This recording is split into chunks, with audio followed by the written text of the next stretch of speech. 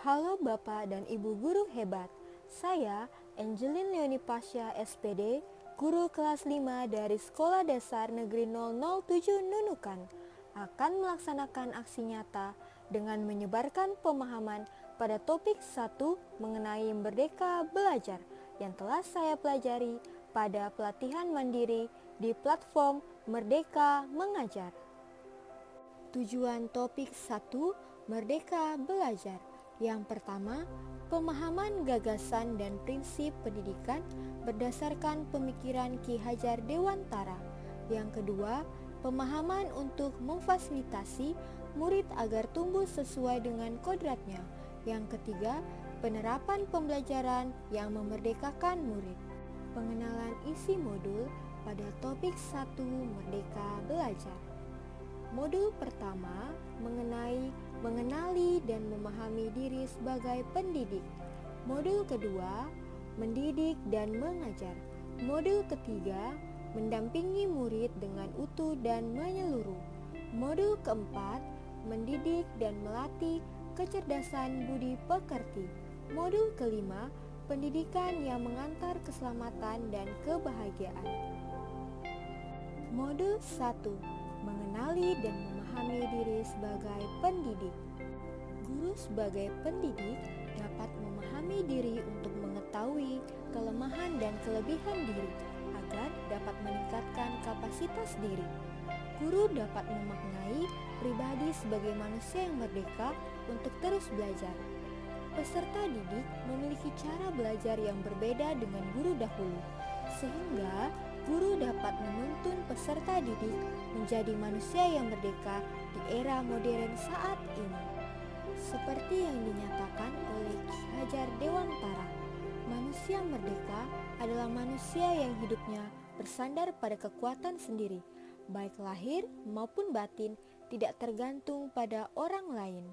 Semangat guru yang disalurkan ke peserta didik menjadi motivasi bagi peserta didik untuk selalu semangat mengikuti proses pembelajaran, memfasilitasi peserta didik, serta memberikan apresiasi akan meninggalkan makna mendalam bagi peserta didik.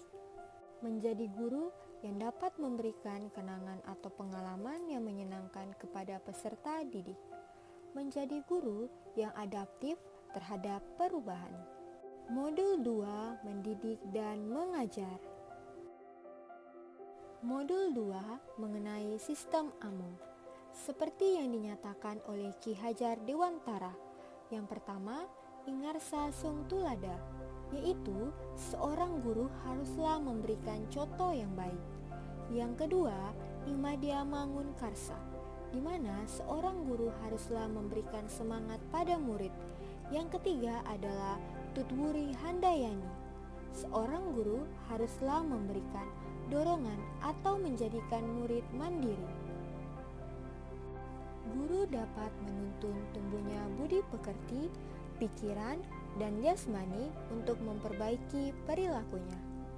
Sebagai guru, kita harus berusaha untuk mengkondisikan agar peserta didik dapat mengarah ke arah yang lebih baik sesuai dengan kodratnya. Guru juga dapat membimbing peserta didik untuk bergotong royong, bekerja sama agar menjadi kebiasaan yang baik bagi peserta didik. Modul 3, mendampingi murid dengan utuh dan menyeluruh.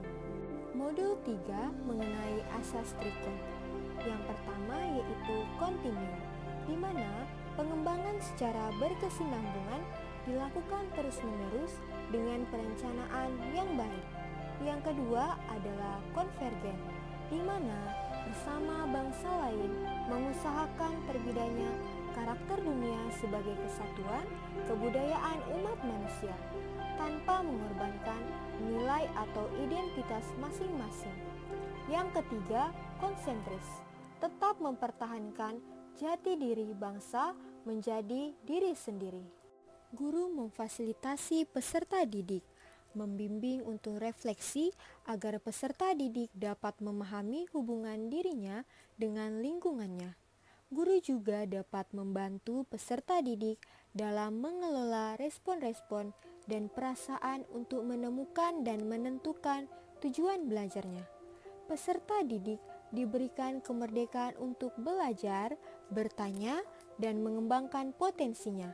Kesinambungan yang konsisten memberikan ruang kepada peserta didik untuk mengeksplorasi dirinya.